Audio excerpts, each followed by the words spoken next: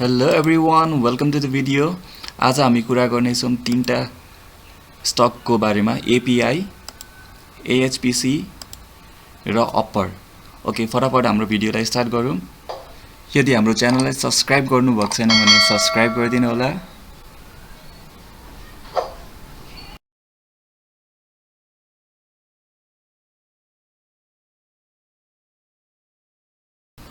API power company limited को chart छ अहिले मसँग। यसलाई हामीले अगस्त महिना 2020 देखि हेर्छौँ भनेदेखि यो तलको एरिया, यो माउसलाई हेर्नुस् हो, यो एरिया चाहिँ अगस्त 2020 हैन, अगस्त 2020 को एरिया यो हो। यहाँदेखि हामीले हेर्छौँ भनेदेखि यहाँदेखि अपट्रेन्ड जान थालेको छ हैन, अपट्रेन्ड जाने अनि फेरि यो ठाउँमा ठोकिने अनि फेरि माथि अपट्रेन्ड जाने, फेरि यो तल ठाउँमा ठोकिने, अपट्रेन्ड जाने, यो ठाउँमा ठोकिने। तर यो मार्च 2, 2021 हाम्रो नेप्सेले यो क्यान्डल बनाएको छ नि, यो अहिले मैले देखाइरहेको क्यान्डल हो। यो क्यान्डल बनाएपछि चाहिँ एपीआई तल झर्न थालेको थियो, यो क्यान्डल बनाएपछि हैन। यो किनभने नेप्से पनि यतिखेर यसरी तल गएको थियो हैन त। अनि यो एरियामा चाहिँ एपीआई पनि यसरी तल गएको थियो। यो ट्रेन्ड लाइनलाई छोडेर एपीआई पनि तल गएको थियो। हेर्नुस् त, यसरी बजारले हैन हाम्रो स्टकहरुलाई पनि तल तान्ने माथि तान्ने गरिरहेको हुन्छ। अनि त्यसपछि फेरि नेप्से माथि अपट्रेन्ड जान थालेपछि यो ट्रेन्ड लाइन जुन थियो, यो ट्रेन्ड लाइनलाई फेरि यसले ब्रेकआउट लिएर यो क्यान्डल बनाएको छ हैन। यही ट्रेन्ड लाइनमा फेरि फर्केछ, नत्र यो ट्रेन्ड लाइनदेखि मुनि आइसकेको थियो नि त। अब ब्रेकआउट यो ट्रेन्ड लाइन जस यता ब्रेकआउट त भयो, तर यो पहिलाको यो हाम्रो यो रेड क्यान्डल हेर्नुस्, यो रेड क्यान्डल, लामो रेड क्यान्डल, यो 24 फेब्रुअरीमा बनाएको हो। यो यसको हाई, यसको ओपनिङ, यसको हाईलाई चाहिँ यसले ब्रेक गरेर माथि जान सकेको छैन हैन। ठिक्क यसकै हाईमा 340 हो यसको, यो रेड क्यान्डलको हाई त्यही 340 मा आजको क्यान्डल यो क्लोज भएको छ हैन, बिहिबारको क्यान्डल। अब यसलाई पनि तोडेर माथि क्लोज भएको भएदेखि चाहिँ यो यहाँबाट पनि ब्रेकआउट जस्तो हुन्थ्यो, एउटा राम्रो सिग्नल देखिन्थ्यो हैन यसको लागि। अनि हामी बाई पोजिसनमा जाने एकदमै हामीलाई अलिकति सेफ जस्तो हुन्थ्यो। अझ यसले यो 348 यो क्यान्डलले चाहिँ सबैभन्दा हाई बनाएको छ 349 मा हैन।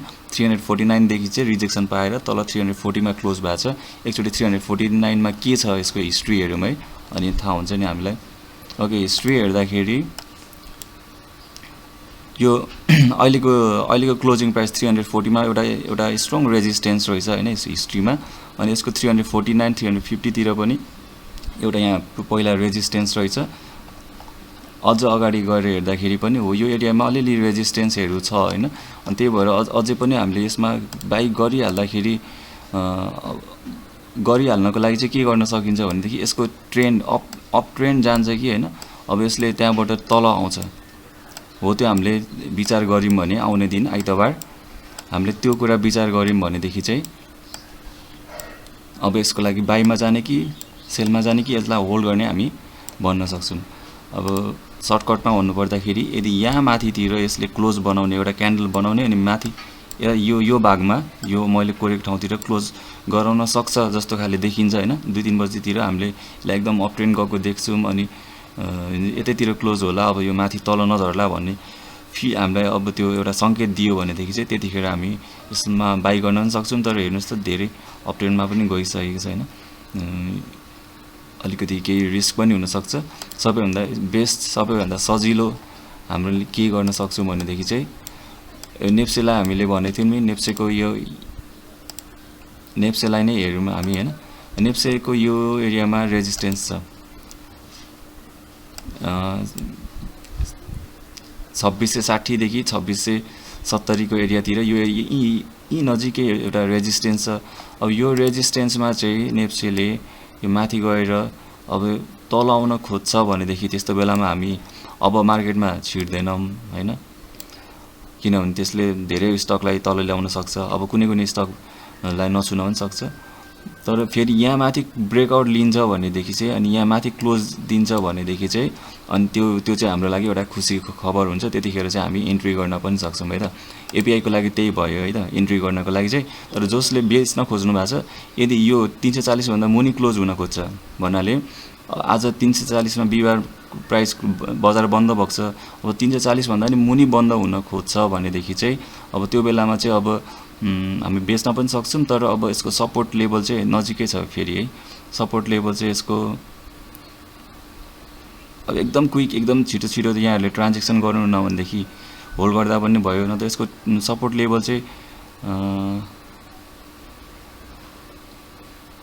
325-26 तिर छ है। 325-26 तिर एउटा सपोर्ट लेभल छ।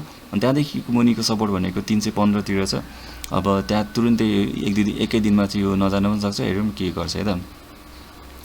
ओके, अब यो एपिआई को लागि चाहिँ अहिलेको लागि नेप्सेमा नेप्सेले यदि राम्रो अपरेन्ट लिन खोज्यो हैन, ब्रेकआउट लिन खोज्यो भनेदेखि चाहिँ यसमा बाई गर्न सक्छौँ। तर नेप्से यहाँदेखि फर्किन सक्ने चान्सेसहरू हुन्छ भनेदेखि चाहिँ अब अहिले नै छिरेर के गर्ने हैन, नेप्सेले फेरि झार्दिन सक्छ। एपिआईलाई यदि हामी आरएसआईबाट हेर्छौँ भनेदेखि हैन, यहाँ हेर्नुस् त, यसको एउटा रेजिस्टेन्स एकदमै क्लोज छ हैन। यो जसरी हामीले यो लाइन तानेको छौँ त्यसले हेर्दाखेरि एकदमै क्लोज रेजिस्टेन्स छ। अब यो 350 को यदि माथि क्लोजिङ गर्छ भनेदेखि नि यो आरएसआई पनि अहिले हेरौँ है कति छ। अहिले 70 को लेभल माथि आएको छ हैन। एउटा राम्रो खबर यो हैन, राम्रो कुरा हो यो। 70 को लेभलदेखि माथि आएको छ आरएसआई पनि। अनि यहाँ नजिकै एउटा रेजिस्टेन्स छ हैन। अब यसलाई पनि तोडेर माथि जान्छ भने यहाँनिर एउटा रेजिस्टेन्स छ।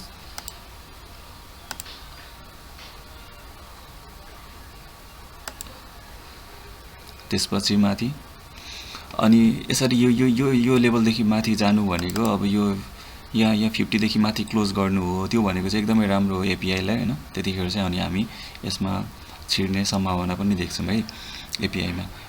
नेक्स्ट स्टकमा हामी एएचपीसी हेरौँ है त।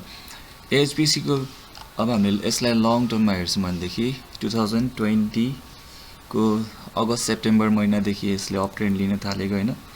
अनि फेरि यसको एउटा बिचमा कन्सोलिडेट हुँदै डाउनफल भयो हैन। अनि फेरि यसले अप ट्रेन्ड लियो अनि फेरि यो चाहिँ अहिले थोरै सर्ट टर्ममा हेर्दाखेरि चाहिँ थोरै डाउनफल भएको छ हैन त। सर्ट टर्ममा हेर्दाखेरि निरन्तर घटिरहेको थियो है केही 1-2 हप्तादेखि। अनि अहिले चाहिँ फाइनल्ली यसमा हामीले एउटा ट्रेन्ड रिभर्सल एउटा क्यान्डल सिग्नल हामीले देखेको छौँ है। अब यो जुन बुलिस क्यान्डल बनेछ नि हो, यसले चाहिँ यो लामो जुन डाउनफल थियो अब यो चाहिँ सकियो अनि अब केही थोरै अप ट्रेन्ड जान सक्छ भनेर एउटा संकेत दिइरहेछ हैन। अनि यस्तो सिचुएसनमा चाहिँ यसलाई अब सेल सिग्नल हामी अहिले कम्प्लिटली बन्द गरिदिउँ हैन भोलिको लागि। त्यसपछि आउने दिनको क्यान्डल हेरेर हामी गर्न सक्छौँ। तर यो क्यान्डल फर्म भएपछि भोलिपल्ट सेल सिग्नल चाहिँ बन्द हुन्छ। बरु बाईको लागि चाहिँ कसैले अपर्च्युनिटी हेरिरहनु भएको हुनसक्छ हैन। अनि उहाँहरू बाई गर्ने हो भनेदेखि चाहिँ अब यहाँनिर एउटा रेजिस्टेन्स मैले राखेको छु 290 मा हैन। 290 मा अब यो ब्रेक गरेर जाँदाखेरि बाई गर्दाखेरि त्यतिखेर हामीलाई धेरै सेफ हुन्छ हैन। अनि अहिले सस्तो प्राइसमा यदि कसैले किन्ने त्यस्तो सोच्नु भएको भनेदेखि चाहिँ सस्तो मूल्यमा अहिले किन्ने, अब ब्रेकआउट नकुर्ने हुँदाखेरि चाहिँ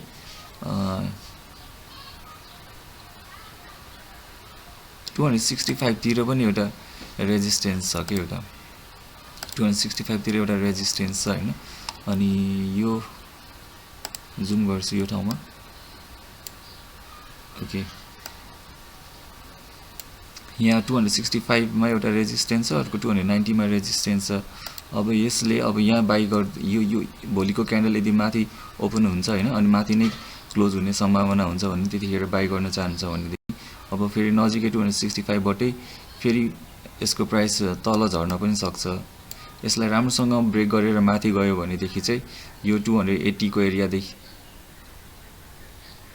286 285 हैन 280 को एरियादेखि चाहिँ यो फेरि यसले फेरि अर्को एउटा रेजिस्टेन्स फेस गर्छ हैन अनि यो एरियाबाट पनि फेरि प्राइस फर्केर आउन सक्छ हैन यो दुईटा सम्भावना भयो है त यो अब अहिले बाइ गर्दाखेरि चाहिँ 265 को एरियादेखि प्राइस फर्किन सक्छ अथवा यसलाई ब्रेक गरेर गयो भने 280 को एरियातिरबाट प्राइस फर्केर फेरि मुनि आउन सक्छ हैन अब त्यतिखेर आउँदाखेरि यही एरियासम्म मात्र आउन पनि सक्छ 265 सम्म अनि यदि यसलाई पनि ब्रेकआउट गरेर गयो भनेदेखि चाहिँ यसले राम्रो अपट्रेन्ड लिने सक्ने सम्भावना देखिन्छ हैन केही ठुलै गुड न्यूज हुनुपर्छ त्यसको लागि यहाँ माथि ब्रेकआउट हुनको लागि अनि त्यतिखेर हामीले बाइ गर्दा चाहिँ सेफ पनि हुन्छ अनि यसले लामो अपट्रेन्ड पनि जान सक्छ है त एचपीसी को लागि सपोर्ट पनि मैले यहाँ बनाएको छु हैन यो सपोर्ट यहाँदेखि चाहिँ प्राइस तल जान सक्दैन अनि यदि बाइ गर्नु भनेदेखि चाहिँ यो 238 को एरिया जुन छ हो यहाँदेखि मुनि प्राइस गयो भनेदेखि त्यतिखेर चाहिँ हामीले स्टप लस लगाएर यसलाई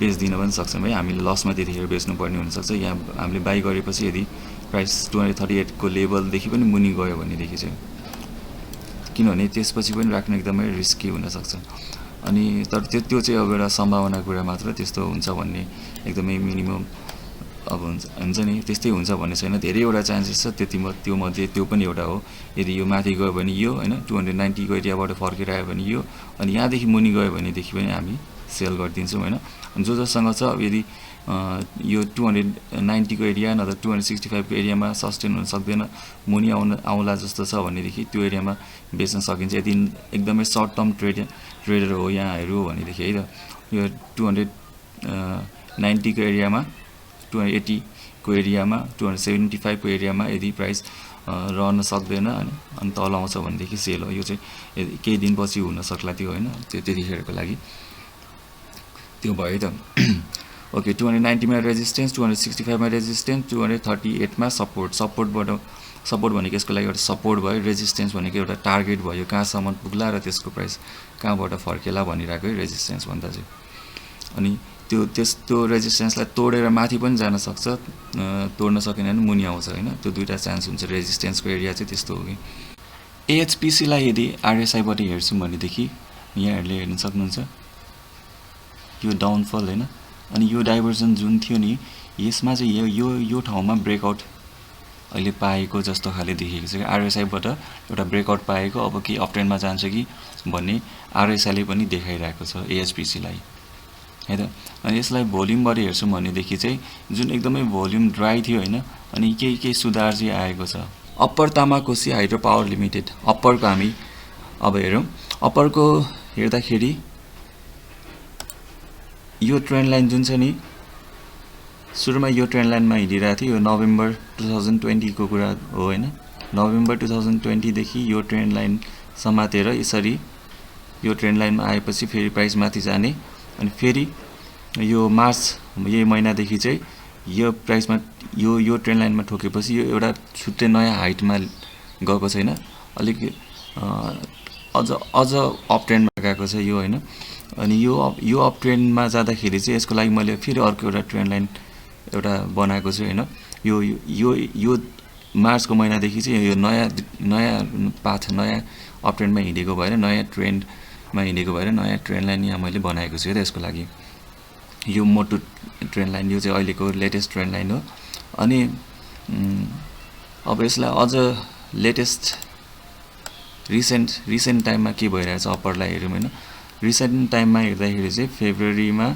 एउटा सर्ट डाउन ट्रेन्ड पछि अनि यो पुरानो ट्रेन्ड लाइनमा ठोकिएपछि यसले नयाँ अप ट्रेन्डमा जाँदाखेरि अहिले यो 927 सम्म प्राइस पुगेर त्यसपछि चाहिँ यसले तल क्लोजिङ गर्यो त्यसपछि अर्को बनाएको लेटेस्ट क्यान्डलमा चाहिँ अझ तल क्लोजिङ गरेको छ अनि यो टुप्पोमा यो माथितिर गएपछि यस्तो खाले क्यान्डलहरु बनाउँछ भनेदेखि चाहिँ नि यसले अलिकति केही डाउन ट्रेन्ड समात्ने हो कि भन्ने खाले हामीले अनुमान गर्न सक्छौं जस्तो कि यहाँ तल उदाहरण हेर्नुस् त यो मैले माउसले पिक पोइन्ट गरेको ठाउँमा यस्तै यो माथिको क्यान्डल जस्तै यहाँनिर पनि यो बनेको थियो त्यसपछि केही डाउन ट्रेन्ड गएको थियो यहाँ पनि केही डाउन ट्रेन्ड गएको थियो हैन त्यसपछि चाहिँ यो निरन्तर केही सर्ट टर्मको लागि तल गएको थियो त्यसरी नै यो सर्ट टर्मको लागि तल जान्छ कि भन्ने एउटा अनुमान गर्न सकिन्छ यो क्यान्डलहरूलाई हेरेर हैन। तर अझ एउटा थर्ड एउटा अर्को क्यान्डल पनि भएको हामी कन्फर्म हुन्थ्यौँ, किनभनेदेखि यो ग्रीन क्यान्डलले जहाँ क्लोज गरेको छ नि 865 यो भन्दा अझ माथि नै क्लोज भइरहेछ कि यो एरियादेखि यो 600 यसको क्लोज भनेको यो ग्रीन क्यान्डलको क्लोज यो ठुलो यो ग्रीन क्यान्डलको क्लोज भनेको 867 मा छ। अनि 867 देखि मुनि क्लोज दियो भनेदेखि चाहिँ यो तलै जान्छ भन्ने हुन्छ। अहिले नै चाहिँ यो तलै जान्छ भन्न सकिदैन, अगाडि नै अनुमान गर्ने हुँदाखेरि चाहिँ यो दुईटा क्यान्डललाई हेरेर हेर्नुस् त यहाँनेर पनि जसरी डाउन ट्रेन्ड गएको थियो त्यसरी डाउन ट्रेन्ड जान सक्छ, किनभनेदेखि यो क्यान्डलहरूले चाहिँ त्यस्तो सिग्नल गरिरहेछ। अनि यो लेटेस्ट ट्रेन्ड लाइनसम्म यो ठोकिएर अनि फेरि माथि जान सक्ने एउटा हामीले अनुमान गर्न सक्छौँ है चार्टलाई हेरेर पढ्दाखेरि चाहिँ। अनि यो यदि नेप्से हैन नेप्सेमा यो माथिको यो रेजिस्टेन्स तोड्ने स्ट्रेन्थ देखेन र तल जाने हो नेप्से हो भनेदेखि हैन केही यहाँसम्म